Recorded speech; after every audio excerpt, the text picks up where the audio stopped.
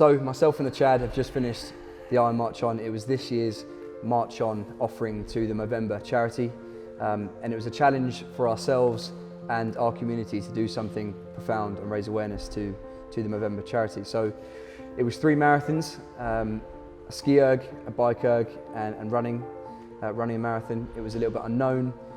It started as some back and forth WhatsApp conversations, which in true Marchon fashion escalated. As Charlie would go on to say, it's kind of how a lot of things that happen between me and Charlie when we don't have a plan in place. We just throw a few ideas out there and sort of see what sticks and what interests us and what sort of gets us, that gives us that butterflies in our tummy, and that's kind of how it came about.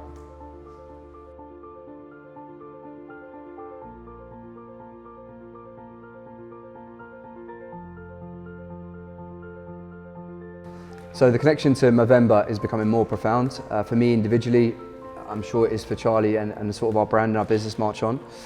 Over the last couple of years, I've been fortunate enough to be invited down to other people's challenges, and I think being involved with those and listening to other people's stories and just doing my own research and becoming a bit more aware of myself and some of the times that I've had in the past has just meant that Movember itself and what it stands for is just become more important.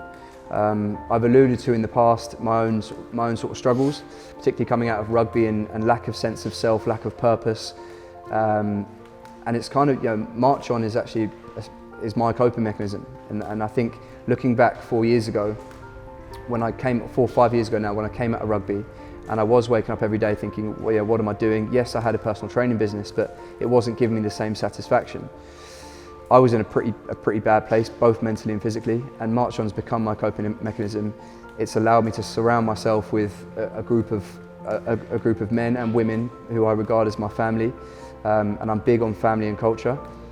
And I think what Movember has showed me, like I say, from the different conversations with people that are involved with it, it is all just about one big sort of brotherhood, collectively coming together to raise awareness and support for an issue it's not going away, and if anything, it's becoming more and more of a problem.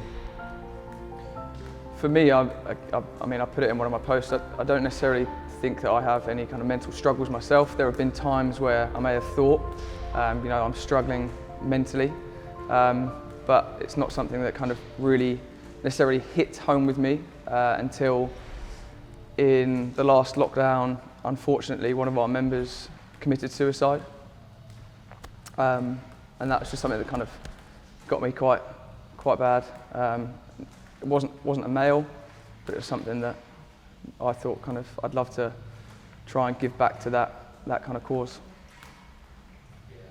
So the experience of the Iron Marchon, I think from start to finish, for me, as much as it was somewhat at times an inconvenience from the other things that I was trying to do, looking back on it, I kind of miss it. I really do miss it. Like having a training program that, each day meant something and it was building towards a bigger picture. I think that's really important, to sort of have that end goal or that competition or that thing that you're building towards. As a previous athlete, I've missed that, and it reignited that.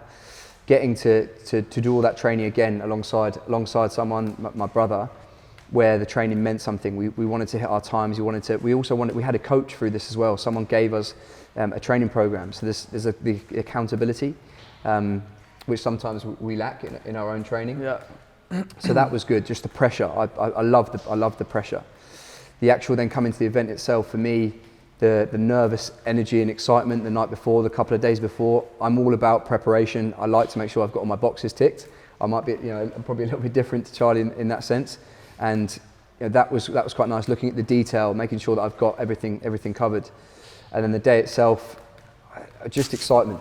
I said to Charlie, some sessions that we do, particularly if it's like on a Saturday or a Sunday and it's a longer aerobic piece, it takes me a while to sort of get up for it and get amped for it, because it's I just got to get myself through it. It's kind of like a slog. But on Saturday, even though I knew it was going to be, the longest aerobic piece that I'd have done, as soon as he said, right, 5 minutes, like every bit in my body was like, it's go time. It's time to go. I think, again, where our differences are, I'm someone that kind of, when something like that's coming up, I'll try and not even think about it and try and leave it until like 2 minutes before it's go time. Otherwise it will kind of, again, my mind will start playing tricks with me. So that was all good. That's why I ate the kebab the day before, just because it was like a normal day for me. I know that kind of rubbed a few people up the wrong way. The Chad. But imagine if you didn't do that, how good an athlete you'd be. I know, I would have run a sub-4 marathon, I think, if I hadn't eaten that kebab. And then on the day, that was when the nerves kind of started to kick up. Don't know if it's the kebab or the nerves, but a couple of trips to the toilet before 7 a.m. And then, yeah, just we kind of looked at each other. It sounds like quite a romantic moment. We kind of looked at each other, gave each other a little spud about kind of 10 seconds before it was go time. And then that was it. It's kind of just head down and move.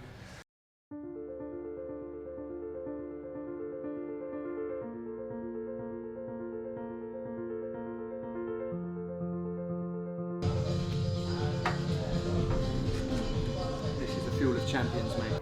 I think when people picture the marathon, they've got their vest and their name on it and crowds that line the roads and people cheering them on. Running through lanes with the fog, getting in the dark, it's a bit wet in the air, it's wet underfoot. There's something a bit like Rocky Balboa about that shit, and I enjoy that. I enjoy the backs against the wall, let's see what you're made of. And in the last 10K for me, the run was where all my sort of previous injuries and niggles came back. And there's something about running for the best part of an hour where your body's just saying, mate, just slow down, stop, just take a break. Continuously, those sort of questions over and over in your head. When you come out the other side of that, it's just like elation, and you learn something about yourself that otherwise you wouldn't.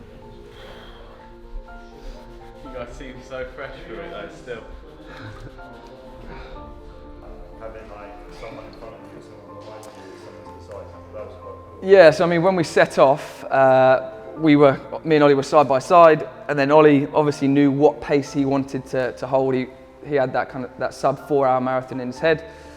So he went off, and we went off with about 4 or 5 people to start with.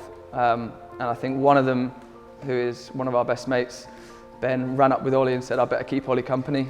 So he went off, and then I had kind of one person in front of me, one person next to me, and then one person behind me, and I just felt like this bubble of security just kind of surrounded me the whole race.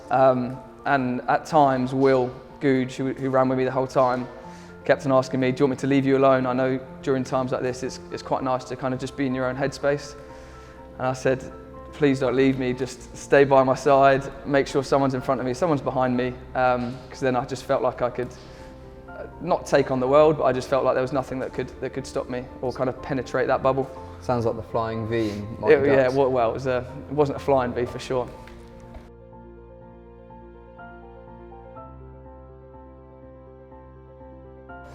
I feel this week that I'm walking around 2 inches taller. I could do with being 2 inches taller actually. I feel like I've got like a body armor in terms of I'm a bit more bulletproof. I think the best way to describe that, the word that sort of gets banded around, is like I feel so much more resilient. I feel as though we always talk about training being that vehicle that transcends everyday life. I feel now that event made me just a stronger human being. And I've found things about myself that now I feel a bit more invincible. And if I can year on year keep gathering that as I get older, I'm still growing, and that to me is pretty important. Oh. Oh.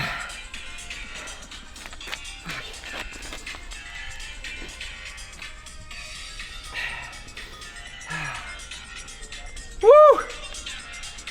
The Iron Marchon. Fucking complete. Yeah. So there definitely will be another challenge next year. I think. Well, yeah. Definitely. You're doing it on your own though. There definitely will be. I think I alluded to previously that it needs to be sufficiently challenging. It needs to build year on year, and I think a year down the line, we're hopefully going to be superior athletes and better athletes. Charlie might have fixed up his nutrition a little bit. So I do think it's a case of like as more awareness gets brought into it, the sort of people that we are, our business moves forward, we move forward as athletes, the charity and the cause moves forward. It needs to be met with something sufficient, suitably challenging, suitably unknown, and that encourages people to join in, donate some money. But there's an element in me that, like, maybe it's ego-driven slightly, that I need to know that I'm going to complete it and complete it well. And I guess that's what the training for it is. So, yeah, I don't think we've had any thoughts yet, but. Well, I think when we finished it, I was so glad to have just finished and have it done with. And then the next day it was, thinking what I could have done better, what it could be next year. And then even yesterday, two of our members, I was talking to them about competing in Ironman. So there's definitely a fire there that's still burning for it. What we haven't touched on is the messages of support, or kind of people saying how inspiring it was watching it through different social channels, or our members saying how emotional that last kind of couple of videos of all of us kind of coming through that last couple of K together. And that's something that, for me, no one's ever messaged me personally saying, you're an inspiration, that was inspirational. So that kind of, again, fuels the fire to take it up a level next year. During the month of November,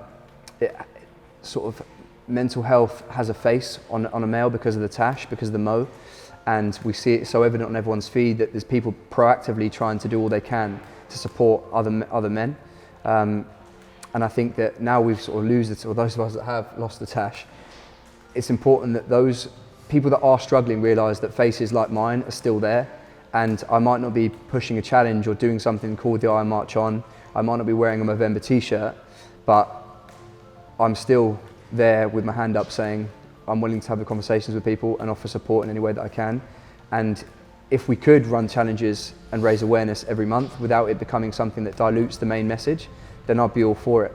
Yeah. But I think it's just a case of people understanding that won't happen, because it doesn't have the same amount of impact as having this 1 month where we shine a light on it, but the conversations are still there to be had.